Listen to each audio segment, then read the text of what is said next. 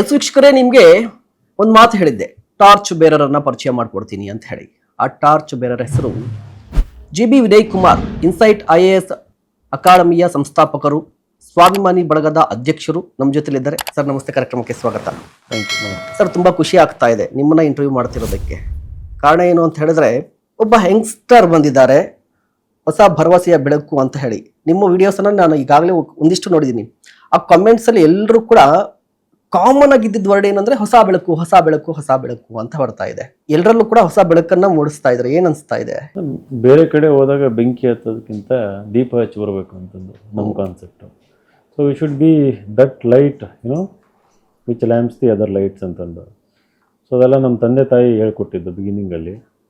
ಈ knowledge chase ಮಾಡಿ ಮಾಡಿ ನಮಗೆ ಯಾವ ರೀತಿ ಸಂಸ್ಕಾರ ಬೆಳೀತು ಅಂತಂದರೆ, ನಾವು ಕೊಡೋದನ್ನು ಕಲಿಬೇಕು ಅಂತಂದು. ಸೊ ಐ ಥಿಂಕ್ ಜನಗಳು ರೆಕಗ್ನೈಸ್ ಮಾಡ್ತಿರೋದು ಆ ಉದ್ದೇಶಕ್ಕೆ. ನಾನು ಎಲ್ಲಾದರೂ ಫಂಕ್ಷನ್ನಿಗೆ ಹೋದಾಗ ಅಲ್ಲಿ ನಾನು ಏನು ಪಡ್ಕೋಬೇಕು ಅಂತಂದು ಹೋಗಲ್ಲ. ನಾನು ಸಾಧ್ಯ ಆದ್ರೆ ನನ್ನ ಹತ್ರ ಏನಿದೆ ಅದನ್ನು ಶೇರ್ ಮಾಡ್ಕೊಂಬರೋಣ ಅಂತಂದು. ಅದು ಎಸ್ಪೆಷಲಿ ಮೋರ್ ಆಫ್ ನಾಲೆಡ್ಜ್ ಅಂತ. ಈಗಿನ ಜನ್ರೇಷನ್, ಈಗಿನ ಪೀಪಲ್, ಅದು ಯೂತ್ ಆಗಿರ್ಬೋದು, ಎಲ್ಡರ್ಸ್ ಆಗಿರ್ಬೋದು, ನಾಲೆಡ್ಜ್ನ ತುಂಬ ವ್ಯಾಲ್ಯೂ ಮಾಡ್ತಾರೆ. ಆಮೇಲೆ ಪಬ್ಲಿಕ್ ಲೈಫಲ್ಲಿ ಗಾಂಭೀರ್ಯತೆ, ಆಮೇಲೆ ಪ್ರಬುದ್ಧತೆ, ಅದನ್ನು ಎಕ್ಸ್ಪೆಕ್ಟ್ ಮಾಡ್ತಾರೆ. ಸೊ ನಾನು ಆ ಒಂದು ಥರ ಬೆಳ್ಕೊಂಬಂದಿರೋದ್ರಿಂದ ಸೊ ಮೇ ಬಿ ಅದನ್ನು ಇಷ್ಟಪಡ್ತಿರ್ಬೋದು. ಸೋಷಿಯಲ್ ಮೀಡಿಯಾದಲ್ಲಿ ಕಮೆಂಟ್ಸ್ ನೋಡಿದ್ದೀನಿ, ಪಬ್ಲಿಕ್ ಫಂಕ್ಷನಿಗೆ ಹೋದಾಗ ಜನಗಳ ರಿಯಾಕ್ಷನ್ನು ನೋಡಿದ್ದೀನಿ. ಪಾಪ ತುಂಬ ವಯಸ್ಸಾಗಿರೋಂಥವ್ರು, ರಿಟೈರ್ಡ್ ಪ್ರಿನ್ಸಿಪಲ್ಸ್ ಇರ್ತಾರೆ, ರಿಟೈರ್ಡ್ ಗೌರ್ಮೆಂಟ್ ಅಫಿಷಿಯಲ್ಸ್ ಇರ್ತಾರೆ. ಹಾಗೇನೆ ಯೂತ್, ನಾವೇನು ಜೆನ್ಜಿ ಅಂತ ಹೇಳ್ತೀವಲ್ಲ, ಅವರು ಅಷ್ಟೇ ಈಕ್ವಲ್ ನಂಬರಾಗಿ ಬಂದು ಚೆನ್ನಾಗಿ ಮಾತಾಡಿಸ್ತಾರೆ, ಗೌರವ ಕೊಡ್ತಾರೆ. ನಾನು ಅಷ್ಟೇ ರೆಸಿಪ್ರೊಕೇಟ್ ಮಾಡ್ತೀನಿ. ಅಲ್ಲಿ ನಿಂತು ನಾನು ಎಷ್ಟೇ ಅರ್ಜೆಂಟ್ ಇದ್ದರೂ ಪರವಾಗಿಲ್ಲ, ಒಂದು ಫ್ಯೂ ಸೆಕೆಂಡ್ಸ್, ಫ್ಯೂ ಮಿನಿಟ್ಸ್ ನಿಂತು ಅವ್ರನ್ನ ಮಾತಾಡಿಸಿ ಅವ್ರಿಗೆ ಕೊಡಬೇಕಾದ ಗೌರವ ಕೊಟ್ಟು ಬರ್ತೀನಿ. ಸೊ ಇದೆಲ್ಲ ಕಲೆಕ್ಟಿವ್ ಆಗಿ ಈ ರೀತಿ ಆಗ್ತಾ ಇರ್ಬೋದು ಅಂತ. ಓಕೆ, ವಿನಯ್ ಕುಮಾರ್ ಅಂತ ಹೇಳಿದ್ರೆ ಈಗ ರಾಜ್ಯದ ಮೂಲೆ ಮೂಲೆಯಲ್ಲೂ ಕೂಡ ಗೊತ್ತಿದೆ ಅನ್ನೋದಕ್ಕಿಂತ ಒಂದಷ್ಟು ರೀಚ್ ಆಗಿದೆ. ಬೀದರಿಂದ ಬೆಂಗಳೂರು, ಮೈಸೂರಿಂದ ಮಂಗಳೂರು, ವಿನಯ್ ಕುಮಾರ್ ಗೊತ್ತಿದೆ ಈಗ ಎಲ್ಲರಿಗೂ ಕೂಡ. ಕಾರಣ ಏನು ಅಂತ ಹೇಳಿದ್ರೆ, ವಿನಯ್ ಕುಮಾರ್ ಅವರು ಇನ್ಸ್ಟಿಟ್ಯೂಟ್ ಅನ್ನು ಇಟ್ಕೊಂಡಿದ್ದಾರೆ, ಅಕಾಡೆಮಿ ಇಟ್ಕೊಂಡಿದ್ದಾರೆ, ಒಂದಿಷ್ಟು ಕೆಲಸಗಳನ್ನ ಮಾಡ್ತಾ ಇದ್ದಾರೆ, ಪಾಪ್ಯುಲಾರಿಟಿ ಸಿಗ್ತಾ ಇದೆ. ಇದರ ನಡುವೆ ರಾಜಕೀಯ ಯಾಕೆ ಬೇಕು ಅಂತಂದಾಗ, ನಾನು ಒಂದು ಕಾಲದಲ್ಲಿ ಸ್ಟ್ರಗಲ್ ಮಾಡ್ತಾ ಜೀವನ ನಡೆಸ್ತಾ ಇದ್ವಿ. ಆಮೇಲೆ IAS ಆಗಬೇಕಂತ ಆಕಾಂಕ್ಷೆ ಬಂತು. ಈ IASಗೆ ತಯಾರಿ ಮಾಡಬೇಕಾದ್ರೆ IAS ಯಾಕೆ ಮಾಡಬೇಕು ಅನ್ನೋದ್ರ ಬಗ್ಗೆ ಕ್ಲಾರಿಟಿ ಇತ್ತು ನನಗೆ. ಆ ಒಂದು ಪೊಸಿಷನ್ನಿಗೆ ಹೋಗಿ ಅಲ್ಲಿರುವಂಥ ಅಥಾರಿಟಿ ರಿಸೋರ್ಸಸ್ನ ಉಪಯೋಗಿಸ್ಕೊಂಡು ಬಡವರಿಗೆ ಮನೆ ಕಟ್ಸ್ಕೊಡ್ಬೇಕು, ಇನ್ಫ್ರಾಸ್ಟ್ರಕ್ಚರ್, ಸೋಷಿಯಲ್ ಇನ್ಫ್ರಾಸ್ಟ್ರಕ್ಚರ್ ಅಂತ ಬರುತ್ತೆ, ಫಿಸಿಕಲ್, ಅದನ್ನು ಕ್ರಿಯೇಟ್ ಮಾಡಬೇಕು, ಸಹಾಯ ಮಾಡಬೇಕು ಇನ್ನೊಬ್ಬರಿಗೆ ಅಂತ. ಸರ್ಕಾರದ ದುಡ್ಡು ಪೋಲಾಗೋದನ್ನು ತಡೆದು ಅದು ಯಾರಿಗೆ ಡಿಸರ್ವಿಂಗ್ ಇದೆ ಅವರಿಗೆ ನ್ಯಾಯಯುತವಾಗಿ ಮುಟ್ಟಿಸ್ಬೇಕು ಅನ್ನೋದು ನನ್ನ ಮೇಜರ್ ಗೋಲ್ ಆಗಿದೆ. ಓಕೆ, ಈಗ ಸಹಾಯ ಮಾಡಬೇಕು ಅಂತ ಹೇಳಿದ್ರೆ ಕಮೆಂಟ್ಸ್ ಅಲ್ಲಿ ಇನ್ನೊಂದಷ್ಟು ಕಮೆಂಟ್ಗಳು ಬರ್ತಾ ಇರ್ತವೆ. ಸಹಾಯ ಮಾಡೋದಕ್ಕೆ ನೀನು ಪೊಲಿಟಿಷಿಯನ್ ಆಗಬೇಕಾ? ಸಮಾಜಕ್ಕೆ ಸೇವಕ ಆಗು, ಯಾಕೆ ಪೊಲಿಟಿಷಿಯನ್ ಆಗ್ತಿದ್ಯಾ? ವೆರಿ ವ್ಯಾಲಿಡ್ ಕ್ವೆಶನ್ ಅದು. I respect that question. ಇವಾಗ ಅದೇ ನೆಕ್ಸ್ಟ್ ಆನ್ಸರ್ ನಂದು ಅದಾಗಿತ್ತು. ಆ ಟೈಮಲ್ಲಿ IAS ಆಕಾಂಕ್ಷೆ ಆದಾಗ ನಾವು ಬುಕ್ಸ್ ಓದ್ತಾ ಇದ್ವಿ, ಸಿಕ್ಕಾಪಟ್ಟೆ ಬುಕ್ಸ್ ಓದ್ತಾ ಇದ್ವಿ. ಈ ಬುಕ್ಸ್ ಓದಬೇಕಾದ್ರೆ ರಾಜಕಾರಣದ ಬಗ್ಗೆನೂ ಓದ್ತಾ ಇದ್ವಿ, ಡೆಮೋಕ್ರಸಿ ಬಗ್ಗೆ, ಡೆವಲಪ್ಮೆಂಟ್ ಬಗ್ಗೆ, ಸೊಸೈಟಿ ಬಗ್ಗೆ. ಕೆಲವೊಂದ್ಸರಿ ಥಾಟ್ಸ್ ಬರೋದು ನನಗೆ, okay IAS well and good, ಆದರೆ ವಿಲ್ ಕಂಟಿನ್ಯೂ ಅಂತಂದು. ಸೊ ಆಗದೆ ಇದ್ದಾಗ ಏನು ಮಾಡ್ಬೋದು, ಆಪ್ಷನ್ಸ್ ಬರ್ತಾ ಇತ್ತು. ಒಂದೊಂದ್ಸರಿ ಹೈಯರ್ ಎಜುಕೇಷನ್ ಹೋಗ್ಬೇಕನ್ನೋದು, ಒಂದೊಂದ್ಸರಿ ಪೊಲಿಟಿಷಿಯನ್ ಆಗ್ಬೇಕಂತ ಅನಿಸುತ್ತೆ. ಬಟ್ ಅವಾಗ ಏನೂ ಇಲ್ಲ, no income, no resource, nothing ಇದ್ದಾಗ ಏನಾಗ್ತಾ ಇತ್ತು, ಆಸಕ್ತಿ ಅಲ್ಲೇ ಕಮ್ಮಿ ಹೋಗ್ತಾ ಇತ್ತು. ಬಟ್ ಆದರೂ ಒಂದೊಂದ್ಸರಿ ಹಠಕ್ಕೆ ಬಿದ್ದು ನಾನು ಡೇ ಡ್ರೀಮ್ ಮಾಡ್ತಾ ಇದ್ದೆ.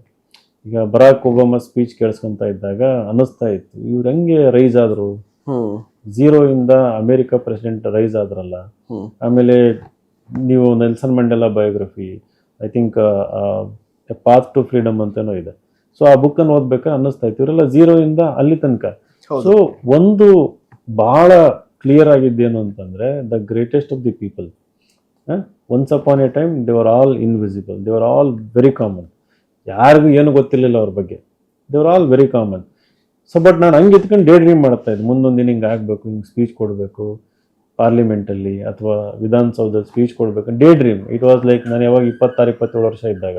ಆಮೇಲೆ IAS ಆಗಲಿಲ್ಲ, IAS ಮಾಡ್ಬೇಕಂತ ಇನ್ಸ್ಟಿಟ್ಯೂಷನ್ ಮಾಡಿದೆ, ದುಡ್ಡು ಬಂತು. ಸೊ ಇಲ್ಲಿ ಸಣ್ಣ ಪುಟ್ಟ ಸಹಾಯ ಮಾಡೋಕ್ಕೆ ಶುರು ಮಾಡಿದೆ. ನೀವೇನು ಪ್ರಶ್ನೆ ಕೇಳಿದ್ರಲ್ಲ, ಸಣ್ಣ ಪುಟ್ಟ ಸಹಾಯ ಮಾಡಿದಾಗ ಇಲ್ಲಿ ಡಿಸ್ಕೌಂಟ್ ಕೊಡ್ತೀವಿ, ಎಷ್ಟೊಂದು ಜನಕ್ಕೆ ಫ್ರೀ ಕೋಚಿಂಗ್ ಕೊಟ್ಟಿದ್ದೀನಿ. ಕೆಲವೊಬ್ರು ಕಮೆಂಟಲ್ಲಿ ಇರ್ತಾರೆ, ನಿನ್ನ ಫೀಸ್ ಕಡಿಮೆ ಮಾಡು, ಫ್ರೀ ಕೋಚಿಂಗ್ ಕೊಡು ಅಂತ. They are all very very much welcome. ಅವ್ರಿಗೆ ಗೊತ್ತಿಲ್ಲ ಏನು ನಡೀತಾ ಇದೆ ಅಂತಂದು. ಇವಾಗ ನಾನು ಏನಾದರೂ ಡಿಸ್ಕೌಂಟ್ ಕೊಡೋದು ಫ್ರೀ ಕೊಡೋದನ್ನ ರೀಲ್ ಮಾಡಿದರೆ ದಿನಕ್ಕೆ 10 ರೀಲ್ಸ್ ಆಗ್ತವೆ. ಹ್ಮ್ ಯಾರಿಗೋ ಚೆಕ್ ಕೊಡೋದು, ಯಾರಿಗೋ ಹೆಲ್ಪ್ ಮಾಡೋದು, ಸ್ಕೂಲಿಗೆ ಫೀಸ್ ಕಳಿಸೋದು, ಲ್ಯಾಪ್ಟಾಪ್ ಕೊಡೋದು, ಅವೆಲ್ಲ ಫೋಟೋ ಹಾಕಂತ ಕೂತ್ಕೊಂಡ್ರೆ ದಿನಕ್ಕೆ 10-20 ರೀಲ್ ಅವೇ ಆಗೋಗ್ಬಿಡ್ತವೆ. ಹೌದು. ಅವನ್ನ ಶೋ ಆಫ್ ಮಾಡಬಾರ್ದು. ಅದನ್ನ ಅದೇನು ನಾನು ಇನ್ನೊಬ್ರಿಗೆ ಸಹಾಯ ಮಾಡ್ತಿದ್ದೀನಿ ಅಂತಂದಾಗ ಅದು ಪ್ಯೂರ್ ಹಾರ್ಟ್ ಇಂದ ಮಾಡ್ಬೇಕು. ಅದು ಸೋಷಿಯಲ್ ಮೀಡಿಯಾಗೆ ತೋರಿಕೆಗೆ ಮಾಡೋದಲ್ಲ ಅದು. ಸೊ ಅವಾಗ ಅನ್ಸಿದ್ದೇನು ಅಂತಂದ್ರೆ ನನ್ನ ಲಿಮಿಟೆಡ್ ರಿಸೋರ್ಸಸ್, ಎಷ್ಟೇ ಕೋಟಿ ರೂಪಾಯಿ ಇದ್ರೂ ಕೂಡ ನನಗೊಂದು ಹೊಸ ಶಾಲೆ ಕಟ್ಸೋದಕ್ಕೆ, ಹೊಸ ಯೂನಿವರ್ಸಿಟಿ ಮಾಡೋದಕ್ಕೆ, ಹೊಸ ಹಾಸ್ಪಿಟ್ಲ್ ಕಟ್ಸೋದಕ್ಕೆ ಆಗಲ್ಲ. ನನಗೆ ಒಂದ್ ಕಡೆ ಮಾಡ್ಬೋದು, ನೀವು ಸ್ಟೇಟ್ ವೈಡ್ ಮಾಡ್ಬೇಕು. ಎಲ್ಲ ಕಡೆ ಬಡತನ ಇದೆ. ಈಗಲೂ ನಮ್ಮ ದಾವಣಗೆರೆ ಮನೆಗೆ ಹೋದಪ್ಪ ಅಂತಂದ್ರೆ ಸಣ್ಣ ಪುಟ್ಟ ಹೆಲ್ಪಿಗೆ ಯಾರೋ ಕಾಲು ಕಳ್ಕೊಂಡಿರ್ತಾರೆ, ಕೈ ಕಳ್ಕೊಂಡಿರ್ತಾರೆ, ಕಿಡ್ನಿ ಫೇಲ್ಯೂರ್ ಆಗಿರ್ತದೆ, ಇನ್ನು ಕ್ಯಾನ್ಸರ್ ಬಂದಿರ್ತದೆ, ಇಲ್ಲಿ ಬಾಯೆಲ್ಲ ಕೊಯ್ಸ್ಕೊಂಡಿರ್ತಾರೆ, ಆಮೇಲೆ ಡಯಾಲಿಸಿಸ್ಗೆ ದುಡ್ಡು ಇರೋದಿಲ್ಲ, ಮಕ್ಕಳು ಎಜುಕೇಷನ್ಗೆ ದುಡ್ಡು ಕಟ್ಟಿಲ್ಲ ಅಂತಂದು ಸ್ಕೂಲಿಂದ ಹೊರಗೆ ಹಾಕಿರ್ತಾರೆ. ಸುಮಾರು ಕೇಸಸ್ ಎವ್ರಿ ಡೇ ಬರ್ತದೆ. ನನ್ನ ದುಡ್ಡು ಅಂತಂದು ನಾವು ಎಷ್ಟು ಸಹಾಯ ಮಾಡ್ಬೋದು, ಲಿಮಿಟೆಡ್ ಮಾಡ್ಬೋದು. ಸೊ ಅವಾಗ ಇದನ್ನ ಕೆಲವೊಬ್ಬರಿಗೆ ಬಹಳ ದುಡ್ಡು ಇರುತ್ತೆ, ದಾನ ಮಾಡ್ಕೊಂತಾನೆ ಇರ್ತಾರೆ, ಅದು ಬೇಡ, ಅದು ಒಂದು ಇದೆ. ಬಟ್ ನಮಗೆ ಅನ್ಸಿರುತ್ತೆ, ಇಂಟರ್ನಲಿ ಅನ್ಸಿರುತ್ತೆ, ನನಗೆ ಲೀಡರ್ಶಿಪ್ ಕ್ವಾಲಿಟಿ ಇದೆ, ನನ್ನೊಳಗೆ ಸಾಮರ್ಥ್ಯ ಇದೆ, ಆರ್ಗನೈಸೇಷನಲ್ ಸ್ಕಿಲ್ಸ್ ಇದೆ. ಸಹಾಯ ಮಾಡೋ mentality plus organisational skill, leadership quality ಇವೆರಡು ಕಂಬೈನ್ ಆಗಿ ಪಾಲಿಟಿಕ್ಸಿಗೆ ಬಂದಾಗ ನಾನು ಹೆಲ್ಪ್ ಮಾಡುವಂಥ ಕೆಪಾಸಿಟಿ ಏನಿದೆಯಲ್ಲ, ಇಲ್ಲಿ 10 ಜನಕ್ಕೆ ಮಾಡೋದು ಅಲ್ಲಿ 1,00,000 ಜನಕ್ಕೆ ಮಾಡ್ಬೋದು.